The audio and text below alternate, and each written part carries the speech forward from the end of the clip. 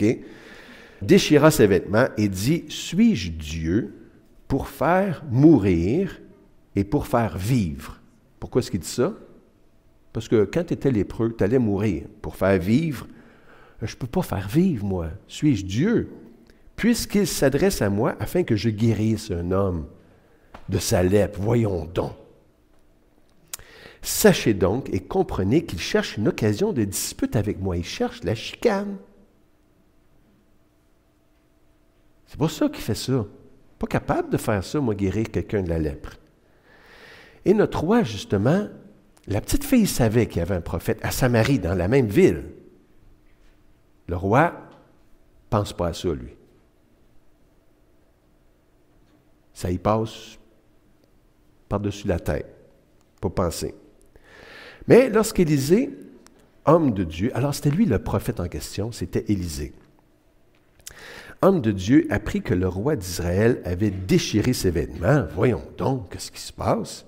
Il envoya dire au roi, « Pourquoi as-tu déchiré tes vêtements?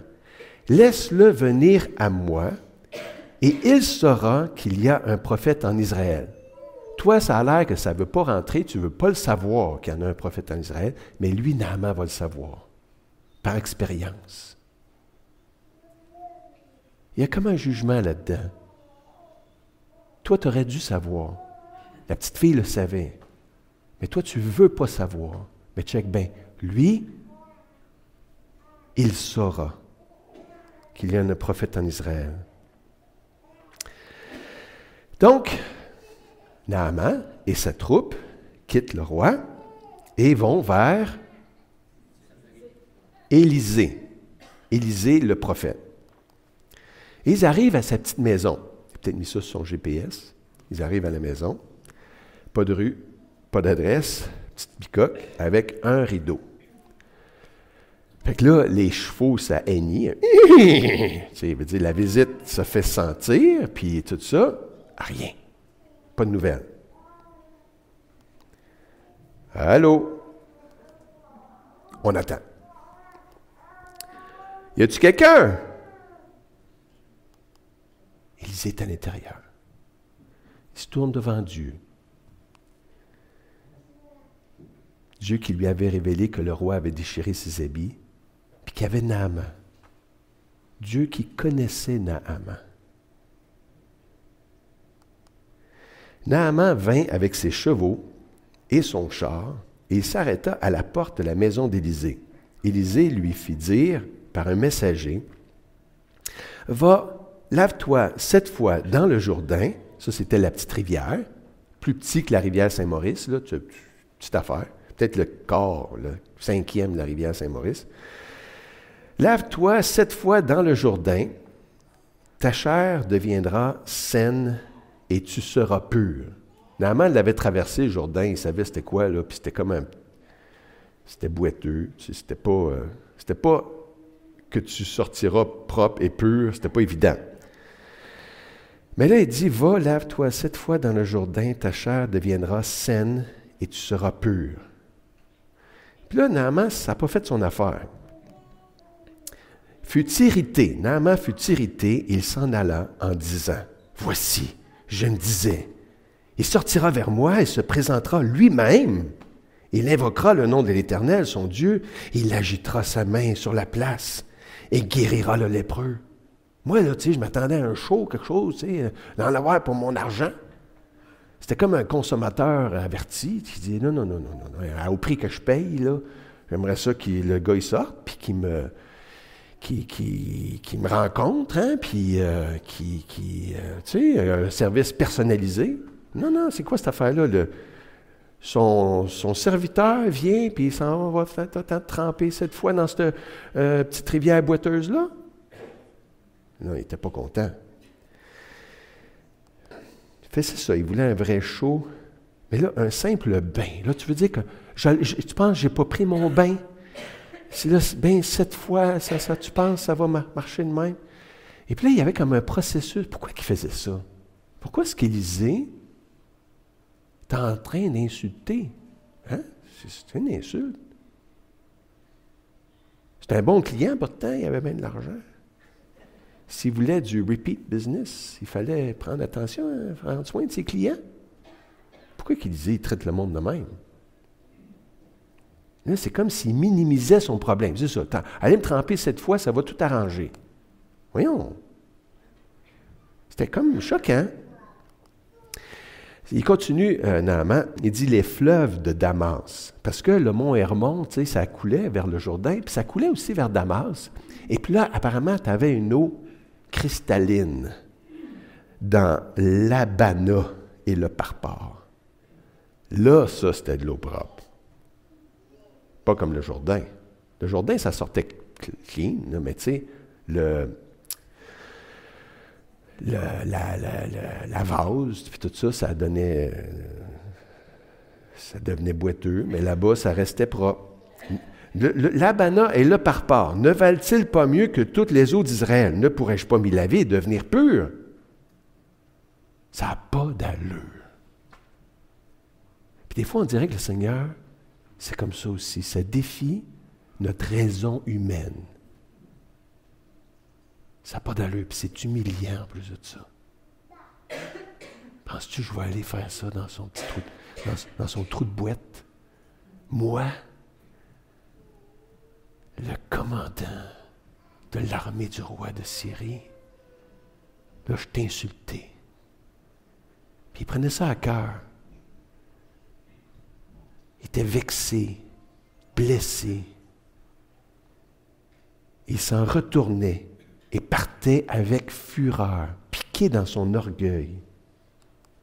Fait que pourquoi cette insulte? Il y avait quelque chose à apprendre.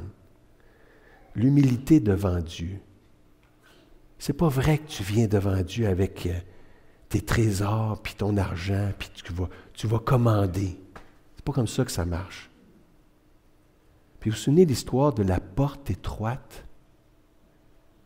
Car étroite est la porte et resserré le chemin qui mène à la vie éternelle.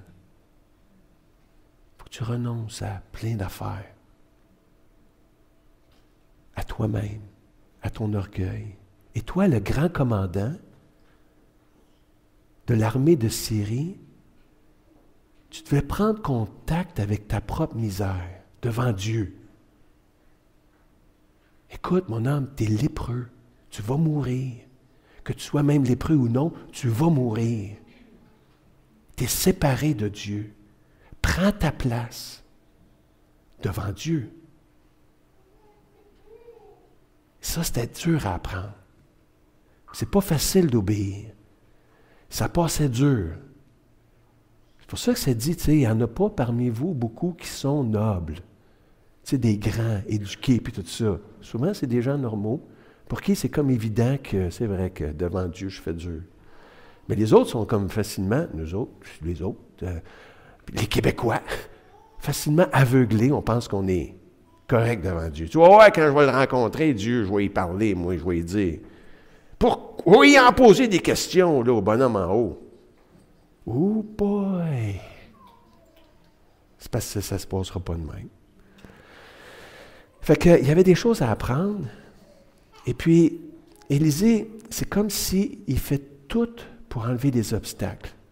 C'est sûr qu'il aurait voulu, probablement, humainement parlant, aller se présenter, aller encourager. « Hey, maman, je suis content que tu viennes me voir, puis c'est bien, puis tout ça. » Non, mais il voulait, c'était la leçon. Il fallait que la leçon passe. Il envoie son serviteur, il oublie, c'est au Seigneur. Puis le Seigneur dit non, il faut qu'il apprenne ça, il faut qu'il passe par là. Fait qu'en tout cas, il est piqué à vif. Et là, ses amis, ses serviteurs, s'approchèrent de lui pour lui parler et dire, non, fais pas de gaffe. On n'est pas venu ici pour rien. Écoute, ce qu'il te demande, c'est quand même pas la mer à boire.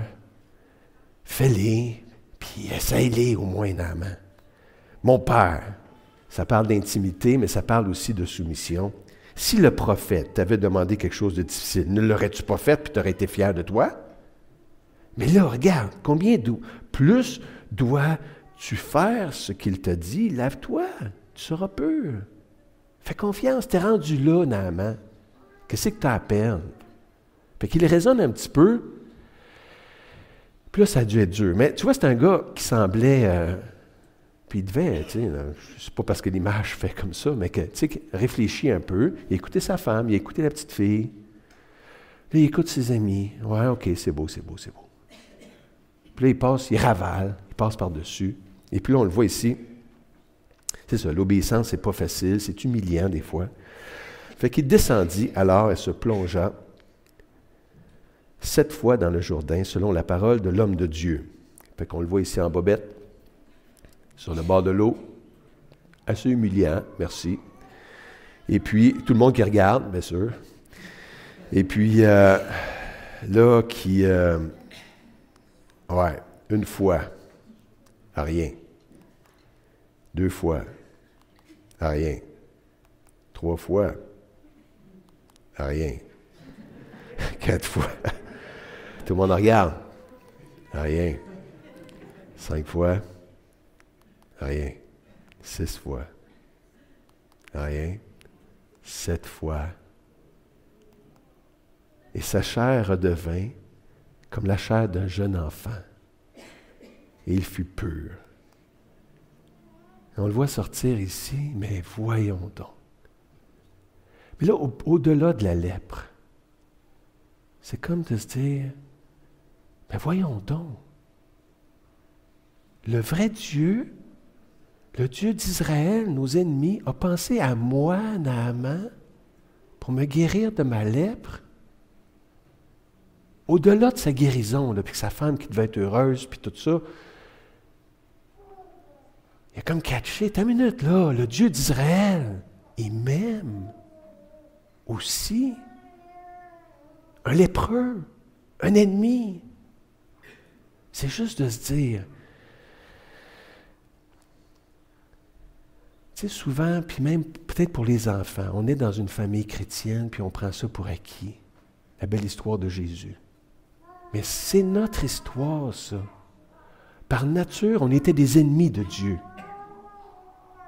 d'un autre clan, d'un autre groupe, des ennemis dans nos péchés et par nos pensées. Lépreux, ça comme représente le péché aussi, qui contamine, on ne peut pas s'en débarrasser, inguérissable. Et là, qui était rendu pur, et que Jésus, Dieu peut encore purifier, de venir à lui. C'est beau, Naaman, tu sais, un gars, peut-être les plus éloignés, tu sais, de Dieu, du vrai Dieu d'Israël, que Dieu l'amène. On peut tous venir à Jésus. On peut tous trouver le pardon. On peut tous être réconciliés. Le même amour est là pour nous tous. Fait qu'il y a une comparaison avec le pardon en Jésus. Et puis c'est intéressant de voir que Jésus parle de cette histoire-là, de Naaman. Moi, ça m'intéresse. Qu'est-ce que Jésus avait à dire de Naaman? C'est intéressant, Jésus, puis pour parler. Donc, il disait, il y avait aussi plusieurs lépreux en Israël du temps d'Élisée, le prophète, et cependant, aucun d'eux ne fut purifié, si ce n'est Naaman, le Syrien. Mais on va lire l'histoire, OK, juste pour le fun. C'est ça, tu sais, les plus éloignés des fois, qui croient. Et toi, si tu te sens éloigné ce matin, tu peux croire, tu peux venir, tu peux faire confiance. Tu peux être guéri de tes péchés, pardonné. Lisons l'histoire, OK? C'est Jésus qui se rendit à Nazareth, où il avait été élevé. Et selon sa coutume, il entra dans la synagogue le jour du sabbat. Il se leva pour faire la lecture, et on lui remit le livre du prophète Ésaïe. L'ayant déroulé, il trouva l'endroit où il était écrit « L'Esprit du Seigneur est sur moi, parce qu'il m'a oint pour annoncer une bonne nouvelle aux pauvres. Il m'a envoyé pour guérir ceux qui ont le cœur brisé. » Puis Naaman, c'était un peu comme ça, le cœur brisé. C'était un pauvre, démuni, lépreux, malgré toute sa gloire, là, dans le fond. Là. Donc c'est ça, guérir ceux qui ont le cœur brisé, pour proclamer aux captifs la délivrance. Et pareillement pour nous, captifs de nos péchés, de nos mauvaises habitudes, de nos dépendances. pour proclamer aux captifs la délivrance et aux aveugles le recouvrement de la vue, pour envoyer libres les opprimés, pour publier une année de grâce du Seigneur. Fait que Jésus, il lit ça dans la synagogue. Ensuite, il roula le livre, OK, on remet ça, le remit au serviteur et s'assit. Tous ceux qui se trouvaient dans la synagogue avaient les regards fixés sur lui, Jésus. Alors il commença à leur dire, Jésus leur dit, aujourd'hui, cette parole de l'Écriture que vous venez d'entendre, c'est libérer les captifs, les aveugles, et puis ceux qui ont le cœur brisé, la bonne nouvelle aux pauvres, cette bonne nouvelle-là est accomplie. Et tous lui rendaient témoignage, ils étaient étonnés des paroles de grâce qui sortaient de sa bouche. Ils disaient, mais là, n'est-ce pas le fils de Joseph? On le connaît. Là, j'ai sauté un petit bout ici, là, ses sœurs, ses frères, puis tout ça, voyons. Pour qui se prend? Mais, ajouta-t-il, je vous l'ai dit, en vérité, aucun prophète n'est bien reçu dans sa patrie. Et c'est là qu'il va parler de nos deux amis. Et puis c'est ça, il y a la question du mépris du familier, un excès de familiarité. Je vous l'ai dit en vérité, il y avait plusieurs veuves en Israël du temps d'Élie, lorsque le ciel fut fermé 3 ans et 6 mois, et qu'il y eut une grande famine sur toute la terre. Cependant, Élie ne fut envoyé vers aucune d'elles. De toutes les veuves d'Israël, je ne sais pas pourquoi, peut-être qu'ils ne croyaient plus. Puis l'envoyer vers...